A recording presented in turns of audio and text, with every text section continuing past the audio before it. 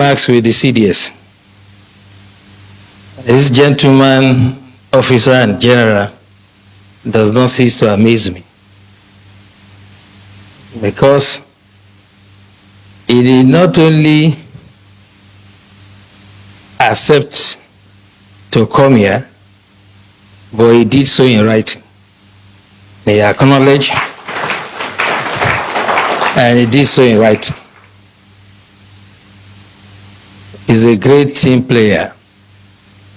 In all my years in service, I've never seen a team player like General Musa. Thank you very much. Thank you for all you do. And I'll tell you a story about the former US President, George Bush. He had gone to campaign in Florida for a second term, and a 10-year-old girl walked up to him and said, "When I grow up, I want to be a president just like you." But she said, "At this moment, tell me what a 10-year-old can do to help your administration." And President Bush said, "Anytime you see an American in uniform, say thank you to him. Because every day they lay down their lives for us. General Musa, please say thank you to our troops for laying down their lives for us."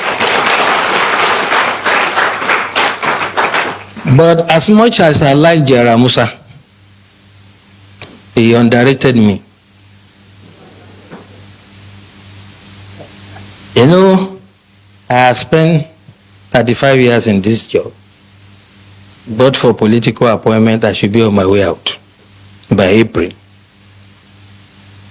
And all I've learned is covertness, how to do things covertly.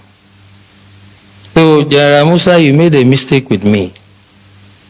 When we invited you for this program to be the chairman, you now decided to go and apply for Canadian visa. So we covertly made sure we denied you.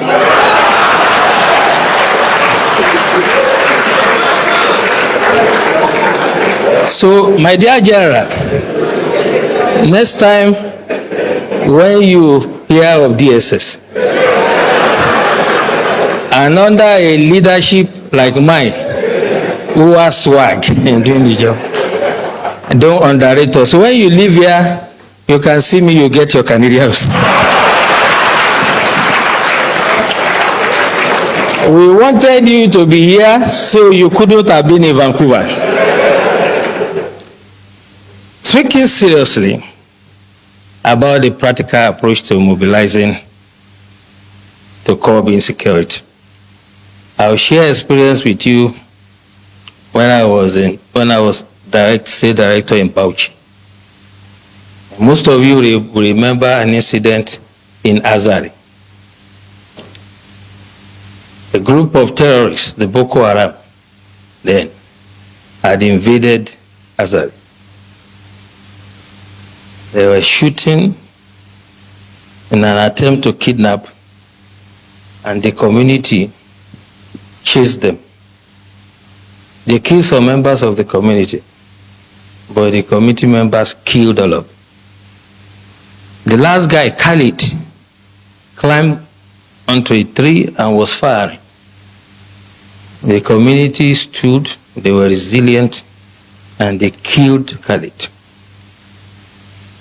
Since that day, there has not been one terrorist attack in Azari. As a matter of fact, the former Edo State, General Ibrahim Badamasi Babangida, said, and I quote, "If we want to stop or curb this terrorism, we shall emulate the Azari example." Tafawa Balewa also happened to be a local government in Bauchi that was always in flames. And the people of Bogoro and some part of Tafawa Balewa, where the Sayawas are, rose up on one occasion. They knew their terrain better climb onto trees and mountains. And when the invaders came, they did not only repel them, they seized their weapons. And since then, you can attest to it that you hardly hear about Tafawa Balewa again. What I'm trying to say, the practical approach to mobilizing people, is that you have to get everyone involved. You do not expect the Nigerian Army, police, DSS, to protect every Nigerian or every community. It is not going to work. In the US, if you visit someone in the house, you will be shocked that when the guy hears a police siren, he will just pull his drawer, bring out his gun and keep it. So one of my hosts did that, and I asked him, why are you putting gun here? He said, well, if they are chasing someone and he enters my house, I'll shoot him first. And that is the layer we have to start thinking about. How can you create first line of defense? The military, police, and other security agencies are to deal with the bigger ones, the organized ones. But it is impossible for us to deploy it to every community in the country. It is unimaginable that any security agencies that has the resources to do it. So as we live here, we all belong to one community or the other. What we have to start experimenting is how we can make the community to prepare first, if the first line of defense for us. General Wahab said it clearly. And for me, there are 3 takeaways from his lecture. By the way, the general and I were guest speaker at one program in our office, so I'm not surprised at his dexterity. He has developed some sort of expertise in what he does. But 3 things for me. He asked us a question. What is our own culture? Our culture is communal. We do things together. Festival together. Ceremonies together. Wedding ceremony, whatever. So why can't we fight some miscreants, some charlatans among us together? The community should say, you cannot come here. This is what Tafawa Balewa has done. If you go to that community to attack them, you'll be sorry for yourself. I challenge anybody to try it. And this is the way we have to do. We have to allow some level of armament for the communities, and they can serve as the first line of defense. Second takeaway from what the general said. All society approach is not the first time we are hearing. But what I'm saying, the way to do it is when we live here, those of us who have some influence, the elites in society, discuss with your communities, come to us, get some sort of approval and guidance, and then we can stop these criminals. You can imagine you call sector, let's say sector 4 or whatever, sector of the army, to come to this community if there's an attack. Before they even arrive there, if they attack another community, what happens? This is what we should take away from here. And lastly, he said something very instructive. By the way, I like Osman. He knows who to give time. Have you seen him around here?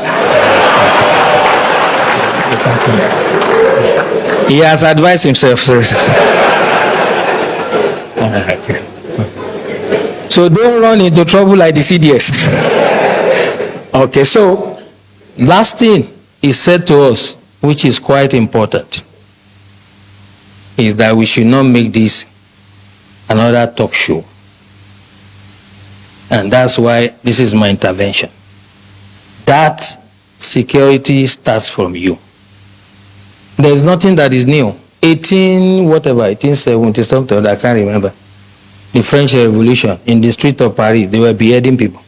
We've had hijack of plane. We'll forget quickly. We've had the wet ear syndrome. We had so many. There's no Matasini and whatever. There will always be security problems. So when I hear people say this is security in Nigeria, as long as human beings exist, there will be security problems. The issue is the response. We have to take that mentality away. What is the security agencies doing? Who, apart from a tree, knows that they want to come and cut him and remain standing? Only a tree. We have to get the communities to rise and defend themselves first. And the time to start it is now. When you move out from here, I do that every day. I come from a village in Ugbo land, Ogun State, and I talk to my people. I know the level of armament they are entitled to. I know how they organize themselves in quarters. We have 4 quarters. I am using my expertise to guide them. You cannot wait for the military to come and do everything.